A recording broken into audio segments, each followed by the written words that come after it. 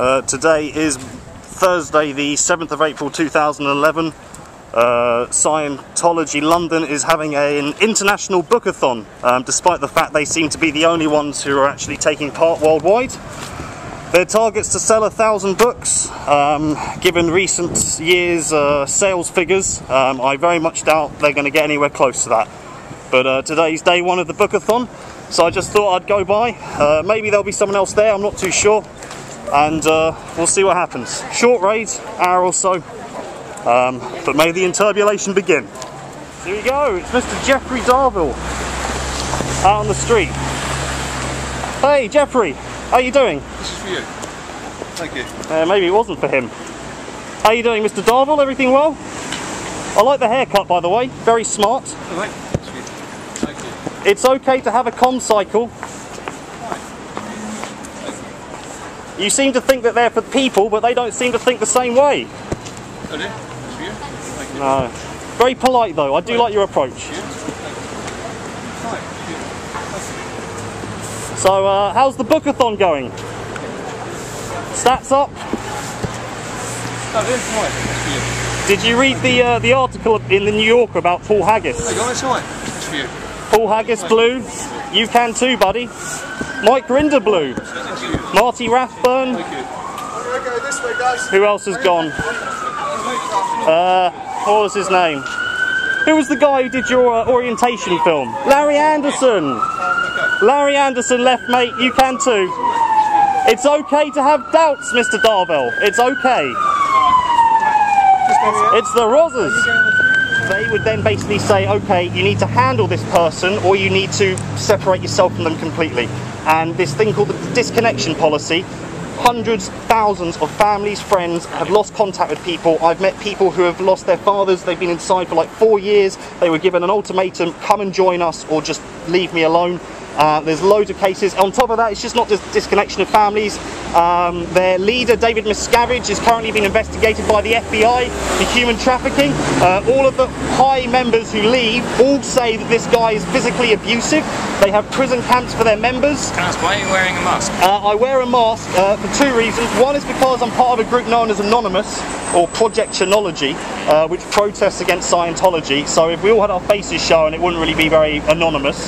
And the other reason is something to do with their fair game policy, which basically states that anyone who's a critic of Scientology is therefore an enemy, and these people can be lied, tricked, sued or destroyed under any means necessary. Go home and Google something called Operation Freakout. You'll find out about how the first person to ever write a critical book about Scientology, they decided, basically they came up with this plan to either drive her out of her mind to the point where she would commit suicide or be sort of institutionalized. There is a lot of other things. Operation Snow White, which is on the cards, biggest ever infiltration of the United States government. Google Lisa McPherson, that's a woman they kept in a room without food or water for 17 days. Long list of deaths attached to it, but the best thing to do, just... And your group is? Anonymous. Why We Protect? Why We Protest, that's the site where most of these protests are arranged on. Okay. I gotta run now. Yeah, no worries, mate. Check it out for yourself and make... Yeah, go for it, man. Yeah, no worries, buddy. And get some publicity.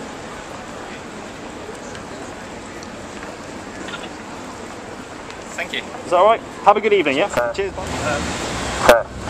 There we go. Ladies and gentlemen, boys and girls, good evening. This is Anonymous, protesting against the cult of Scientology. Scientology is a money-making pyramid scheme that tears apart families and ruins lives.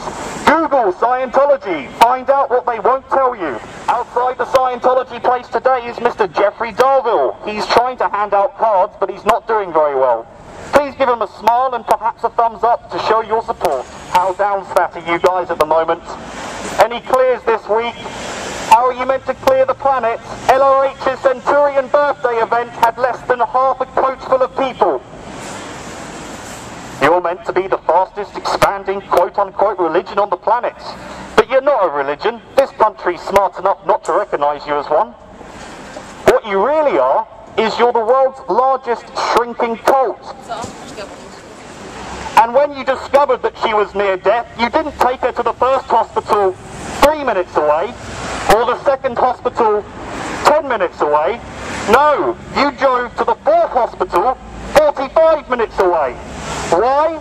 because that hospital happened to have a Scientologist on staff. But unfortunately for Lisa McPherson, that 45-minute journey cost her her life. But that's okay, because you're the most ethical people on the planet. It can't be your fault. I hope you're not calling the police, because wasting police time is out of ethics. Using a mobile when you're meant to be handing out little pieces of paper is also out ethics. Hey, it's Funny Guy. Hey dude, long time no see. Funny Guy, I remember you. Your New Year's resolution was to try and ban all megaphones. And I went away for a year. I don't think the two events are connected. Where's Martin Pollock, my favourite Scientologist? What have you done with him? Why has no one seen him in a while? Is this like the wife of David Miscavige? Shelley Miscavige has been missing for years. Where is Shelley Miscavige, guys? Where's Larry Anderson? Is he... Oh, no, sorry, he's no longer part of your organisation. Shut the fuck up. Thanks, man. He said that upper management was corrupt. Re-releasing the basics books and making everyone buy them again is corruption. Set number 4 now, guys, so let's hope it's the right one. Paul Haggis, you may know this name because he wrote the film $1 Million Baby, along with several of the recent James Bond films. Yeah? Paul Haggis was a Scientologist, and he's left, and he's now calling it a cult. Yeah. Why has Paul Haggis left, guys? Why are OTs blowing from every level? The founder of Scientology was a science fiction writer, quoted saying, "The best way to make $1 million would be to start your own religion." And then a few years later, he founded the Church of Scientology. What an amazing coincidence.